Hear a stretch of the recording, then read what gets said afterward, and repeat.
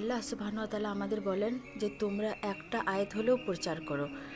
আয়াত বলতে কি শুধু কোরআনুল করিমের আয়াতসমূহ না, শুধুমাত্র কোরআনুল করিমের আয়াতসমূহ না, আয়াত বলতে আল্লাহর নিদর্শন। আল্লাহ সুবহানাহু ওয়া তাআলা বলেন যে আমি এই যে বিশ্বজগৎ সৃষ্টি করেছি, তোমরা আসমান থেকে নিয়ে জমিন যা কিছু দেখো আর যা কিছু তোমরা অনুভব করো সমস্ত কিছুই আমার আয়াত। তো একটাকে তুমি যদি বুঝতে পারো, একটাকে তুমি যদি অনুভব করতে পারো, সেটিকে তুমি মানুষের মধ্যে ছড়াও, মানুষকে তুমি বলো যে আল্লাহর নিদর্শন এটি এইভাবে ফুটে উঠেছে আর এইভাবে আমার রব মহান।